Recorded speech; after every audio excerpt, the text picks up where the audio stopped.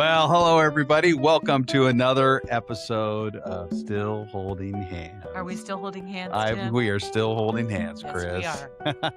Hey, you have joined us on our 7th episode. 7. Yeah, and we've had a lot of good times. We want to encourage you to go back and listen or watch the previous episodes as well. It's not like they build upon each other, but there's all good information, and I know that we probably will say some things that does build on Yeah. each other, from each week. Well, this week we're gonna talk about money, marriage, and misunderstandings. Yep. That can be a great subject. Yeah. So, but before we get into today's episode, let's talk about and recap what we talked about last time. That's right. Life's priorities was our topic. And what we set out before you was that if you don't intentionally set your priorities, life is going to set them for you. And we know that that can happen really easily. And usually the one that pays the price is our marriage. Yeah, that's It right. takes a back seat. That's right. 1 Corinthians 14:33 out of the New Living Translation says, "For God is not a God of disorder, but of peace." And what we talked about is when your priorities are out of order, we experience pressure, there's conflict, there's stress. But when you have your priorities in order, there's peace. Yeah, we talked about that. It's not just what's in your life, but what's first in your life. That's right. And so we went through the list of life's priorities. We said that this isn't the only list or not the exhaustive list, but it's a pretty good list of the top 5 things. And we said that the first thing in your priorities in your life should be your personal relationship with the Lord. Exactly. That is always number one. That's why when we make that statement, it's not just what's in your life, it's what or who is first in your life. Yeah. And it should be your relationship with the Lord. And then next comes the relationship that you have with your spouse. The relationship with your spouse. And then after that, it's your children and family. Some people have chosen not to have children, or they're in the early parts of their marriage and they have not had children yet. But whatever, it's your children or your family, then church, which is a really big priority as well, and then your job. With that. So we talked about those things and really broke it down. We encourage you once again to go back and watch or listen to that episode. But we gave you a challenge, the challenge that we had last week. That's right. So your challenge from last time was to do a 30-minute priority checkup and or reset. It was to have honest conversation. You're going to find out that a very common theme throughout our Still Holding Hands podcast is that we're going to talk about how important communication is. So it's Absolutely. honest conversation, and then it's making one priority change. So we just trust that you really gleaned a lot and that you saw some great positive impact in your life and in your marriage as a result. And even for us, we have gone through, the life's priorities. We feel like we have a pretty good handle on it. But even last week, there were some things that you did after even having our conversation That's right. on the podcast. Why don't you share with everybody That's what it right. is that you did? Yeah. So my job is really easy to just pull me in and suck me into really, really long days.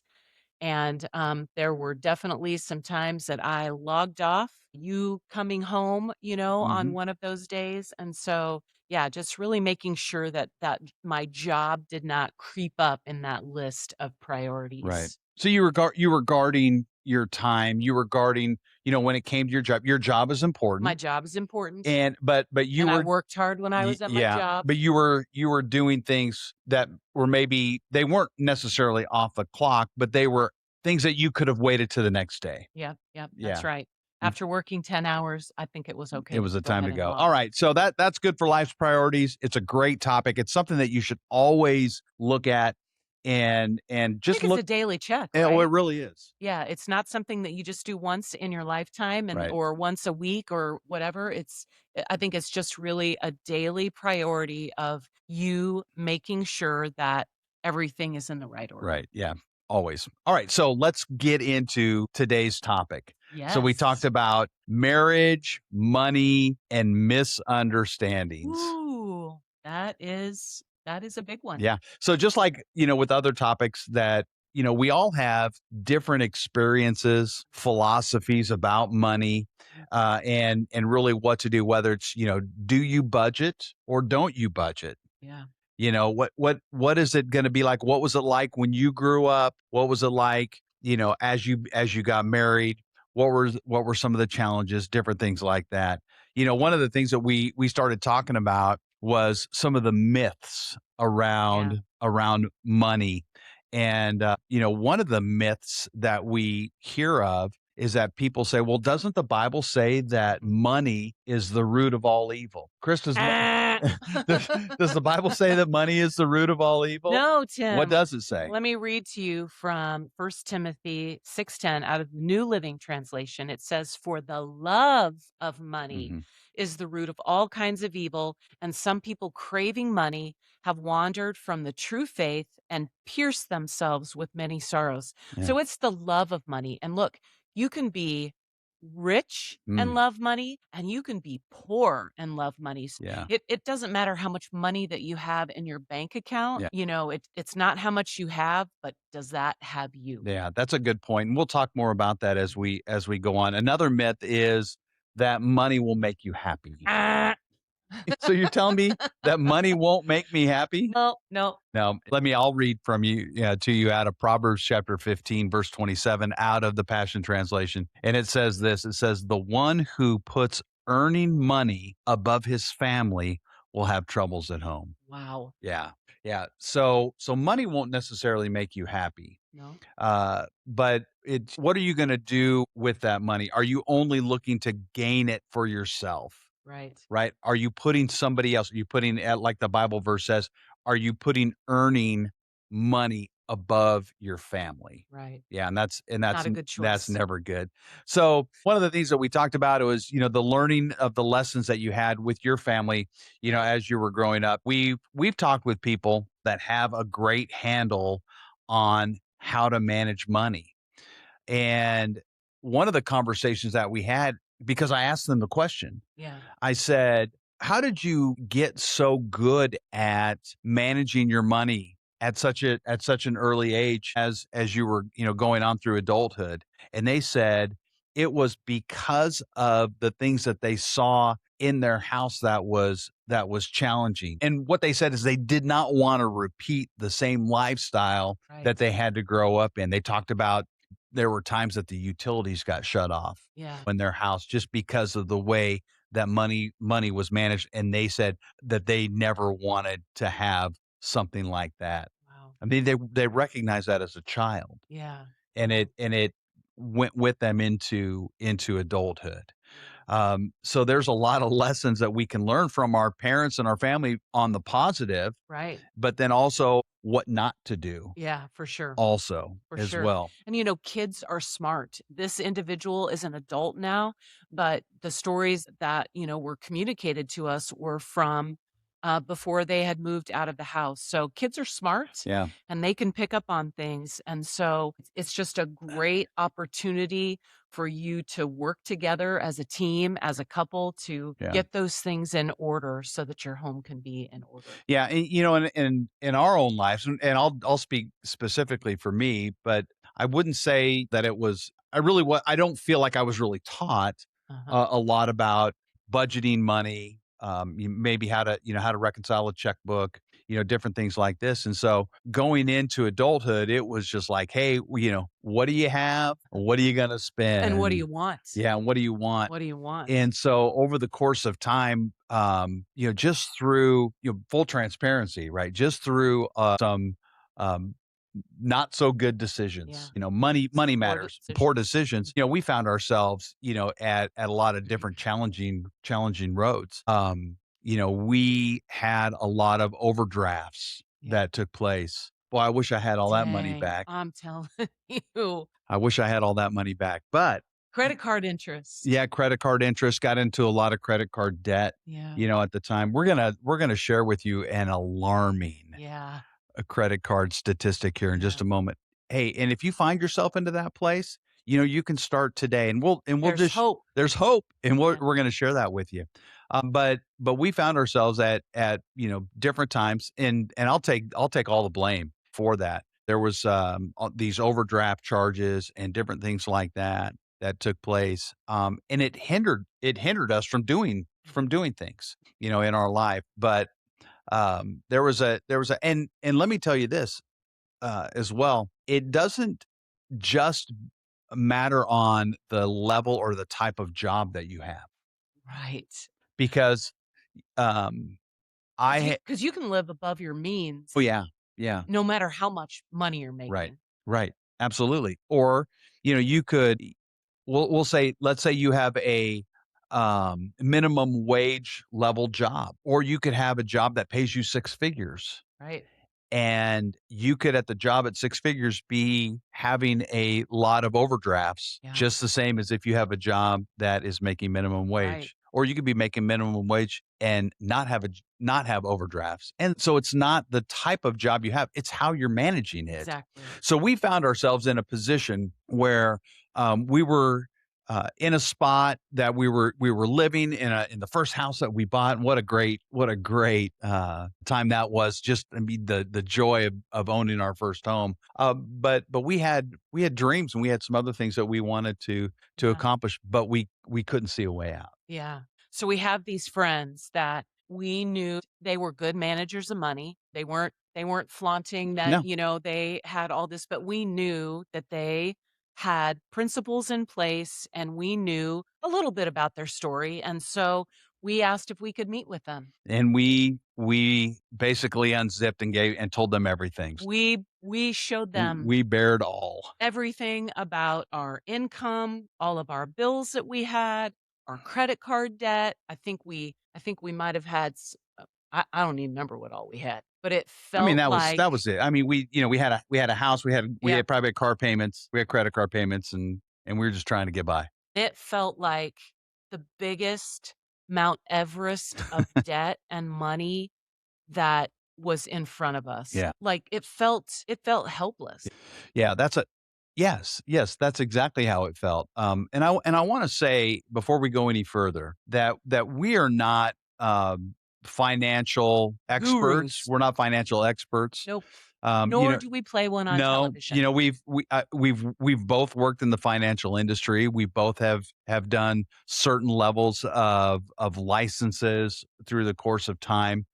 But we are by no means a financial advisor, and so we would encourage you to sit down and to speak with someone who does have that level of credential, and that is what they do, because they can be able to help you with a lot of things. I think Yeah. that there's a lot of great people out there, and it's not shameful to ask for help. It definitely is not. So we met with our friends, and like Chris said, we unzipped ourselves and we gave them the whole deal. And they got, they were asking questions, and I think that, we were talking, and it was emotional. Yeah, it It was. was It was emotional. very emotional. And we got to what we thought was, we had given them everything that we had.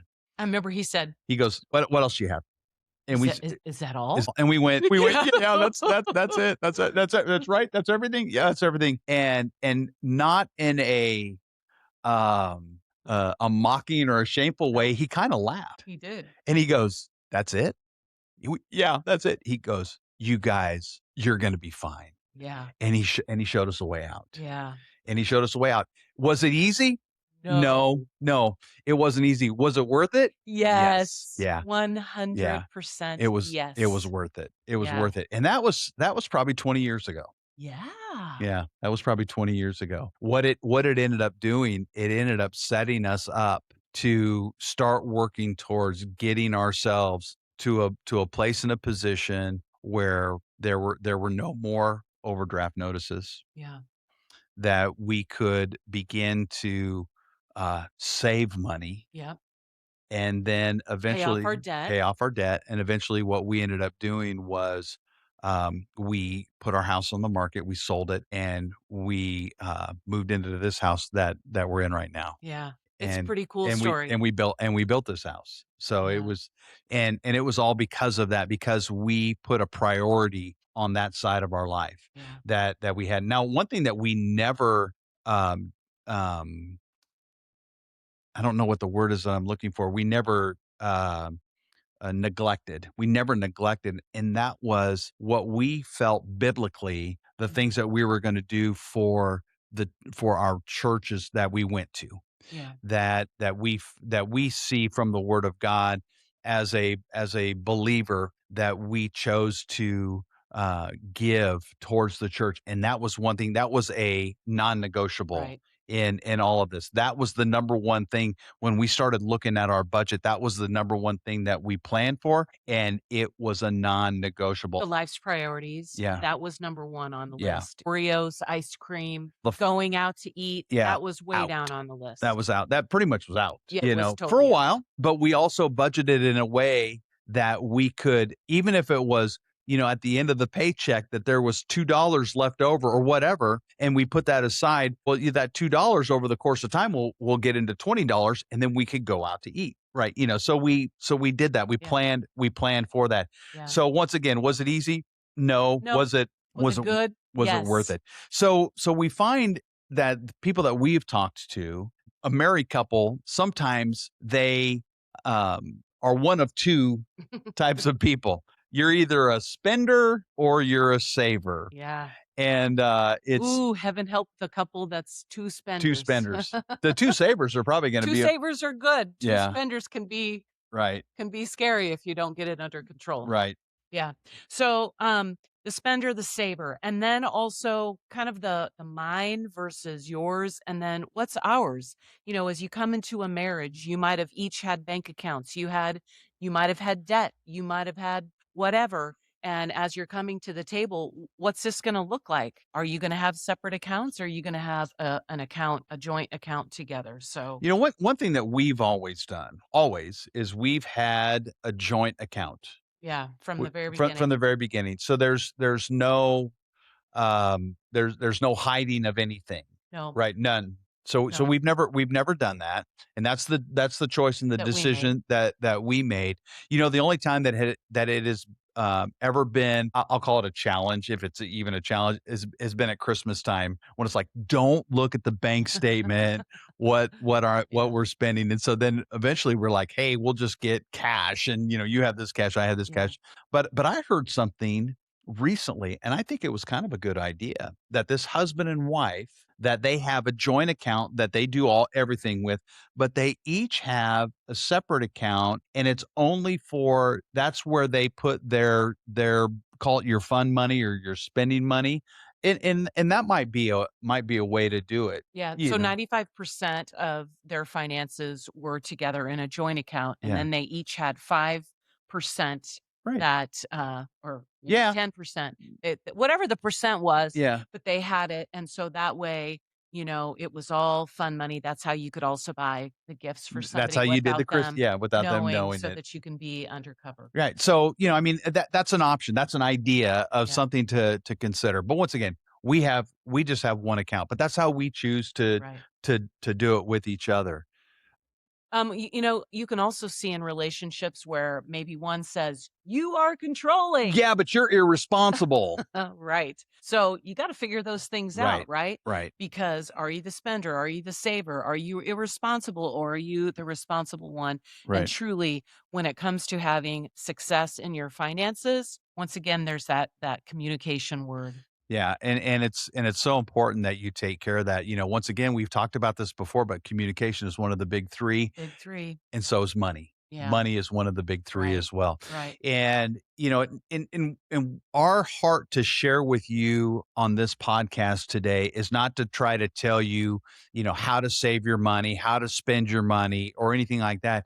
It is to have you look at your money, look at your relationship and say, am I being honorable, with what it is that we're making, saving, and spending.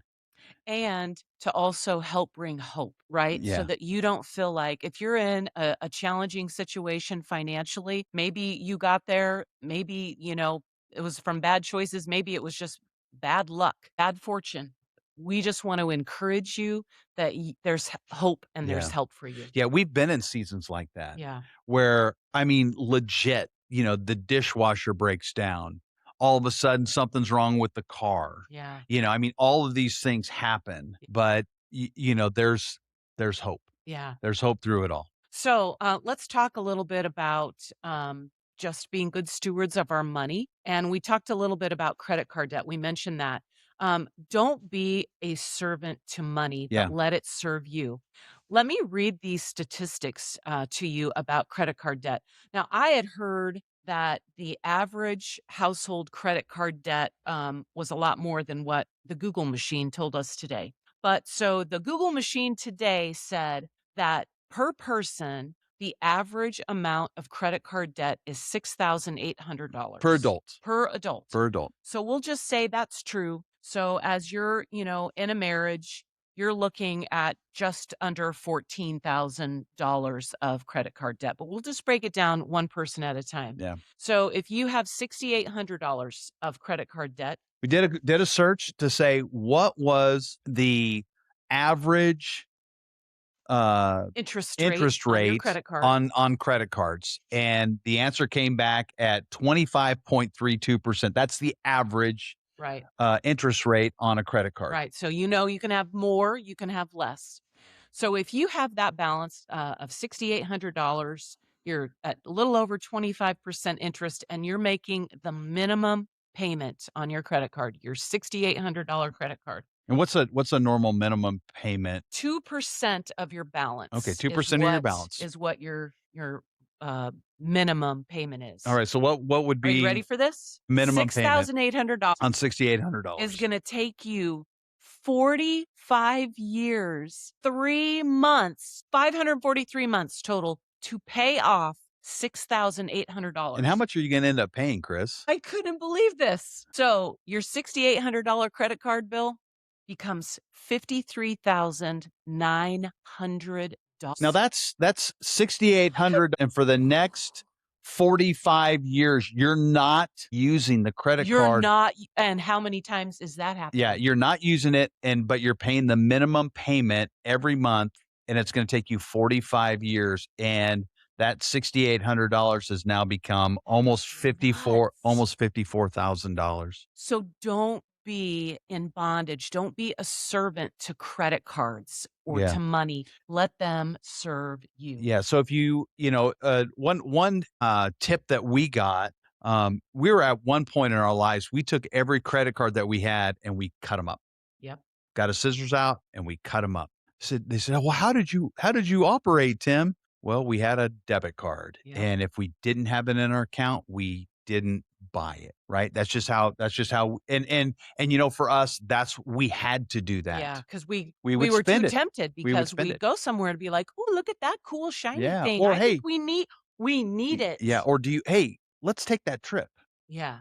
Let's No. take that trip. No, it wasn't. So we did that. We cut it up, and we just learned how to manage the money that we had, coming in. Yeah, yeah. So just remember, that you aren't just managing money, but you are also managing your Ooh, history yeah, as that's well. good.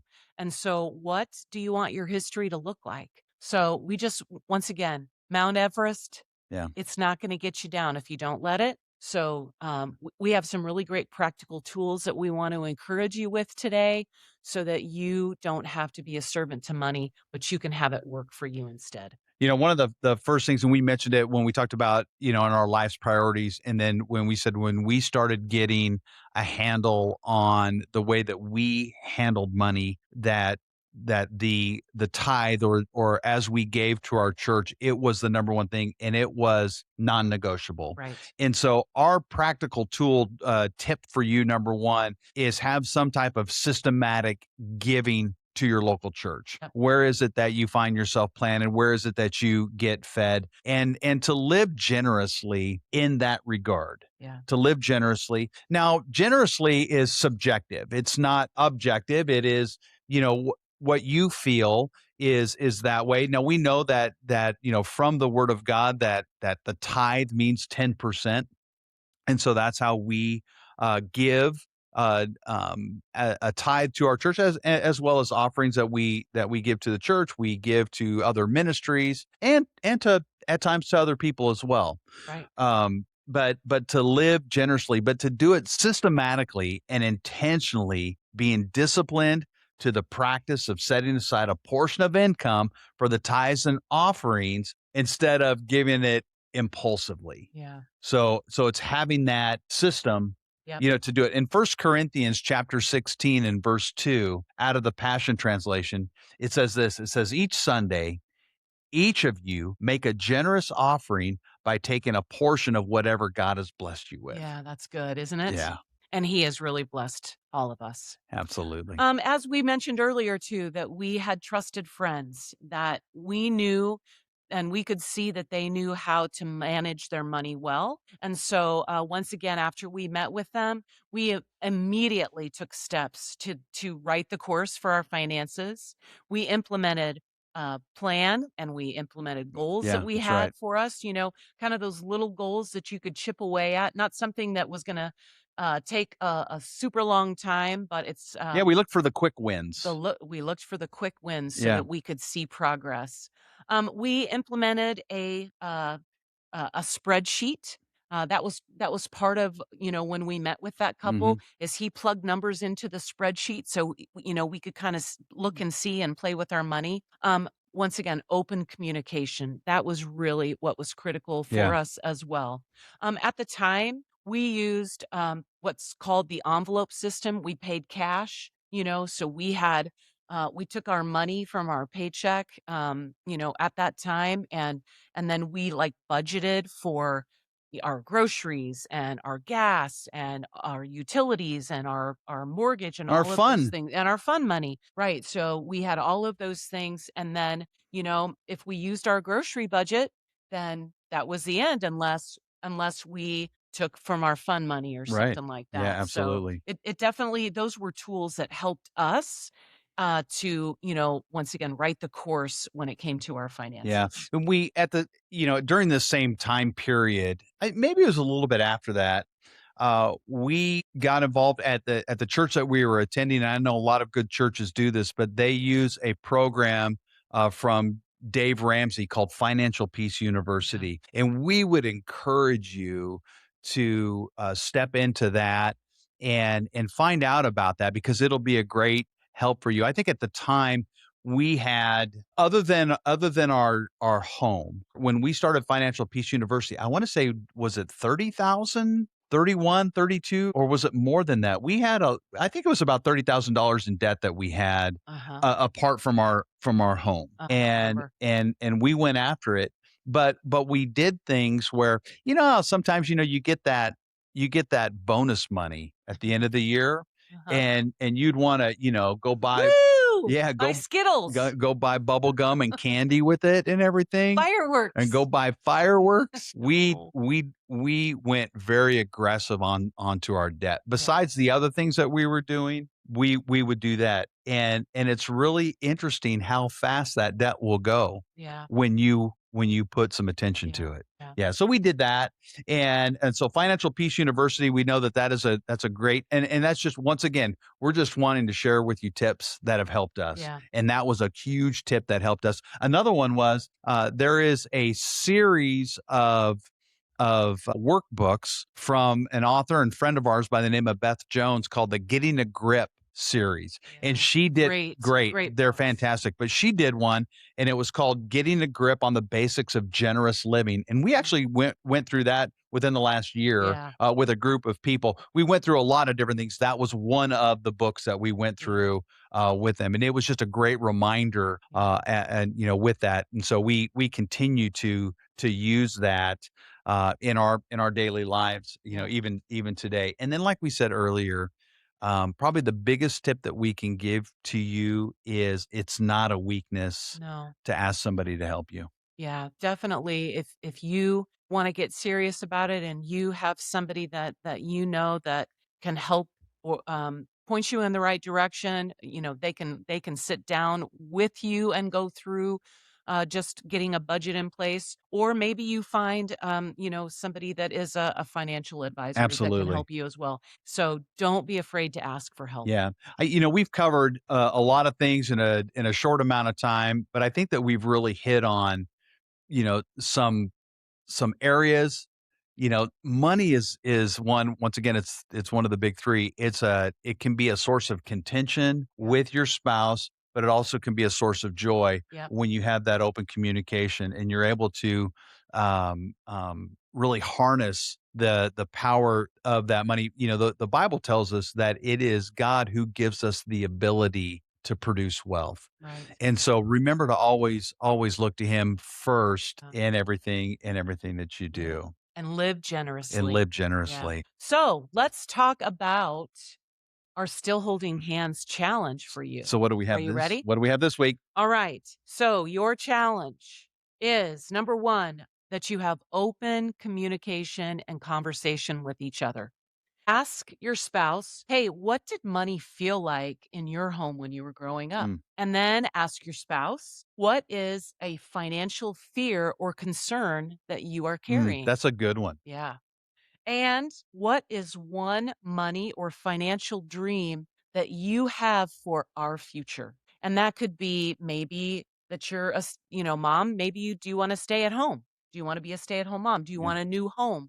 Do you want to take a big vacation, take the kids to Disney World? Do you just want to go to Disney World? Yeah, there you go. Do you want to be debt-free? Yeah. What is that dream, that financial dream that you can share with one another and then you can work towards together? Yeah, so have that open communication. I think it's really important. That's probably the biggest thing, with this challenge to sit down and talk. Yeah. But more importantly, And then the last one is to pray together for wisdom and for unity, because that's really going to be what the key is. yeah, You have to be in agreement. You both want to be able to knock through Mount Everest that's that's in right. front of you. That's right. You both want to pay up and get out of debt. And Yeah. so come together as one and pray about it together. And I think before we wrap up, I would say that there's hope. Yeah, there sure There's hope. is. And we're And not we talking are about living we're examples examples of that. it. And when we're talking about hope, we're not talking about a wishful hope. Oh, I sure hope it happens. But we're talking about Bible hope. That means a joyous and earnest, confident expectation. Right. You can do this. Yes, you You can. can do this. So as we wrap up, we busted out some myths, Yes, we did. in Like Mythbusters. like Mythbusters about money in your life. Money is not the root of all evil. It's the love of money. Right. And don't let money uh or excuse me, don't you be money's servant. You make money be Exactly. your servant, with that. Luke 16:13 out of the Passion. It is impossible for a person to serve two masters at the same time. So work together as a team, get a plan, get a structure for that plan on how it is that you're going to manage your money. Such a great and encouraging word. We are so grateful that you joined us today and that we could talk about the subject of money. Yeah. And next time when we meet together, Yeah. we're going to be talking about intimacy Ooh. and why intimacy matters in your marriage. Is it going to get a little spicy? It's gonna get a little. We're gonna have some frank conversation. Okay. So Okay. if we will just give you a pre disclaimer that if you listen to this with your kids when you're driving, them to school in the morning, you might want to think twice about it. Not that it's a bad subject, but it's probably just not going to be appropriate for little ears For to all hear. ears, Yeah. right. So if you enjoyed this episode today, just like all of them, please, the things that you can do to help us out, you can like us, love us, and you can reach out to us. But you can like us and you can subscribe wherever it is that you listen or you watch podcasts to. You can love us, leave us a review, please, and share this with somebody else. Yeah. I'm sure that there's somebody else that could benefit from this type of information as well. And I would just also encourage you, if you have some questions or some topics Yeah. that you'd like us to cover, please make sure that you send those to us. We are compiling a list of kind of a question and Yeah, answer Q&A. session that we're going to be having here in one of our upcoming shows. So how can they reach out to us? They can reach out to us via email at timandchrispeterson@gmail.com. So there you go. So like us, love us, and reach out to us. Come back again. And come back again. Leave us a review. We talked about subscribing, but if you would leave us a review as well, that would be fantastic. And we just want to encourage you to keep still holding hands.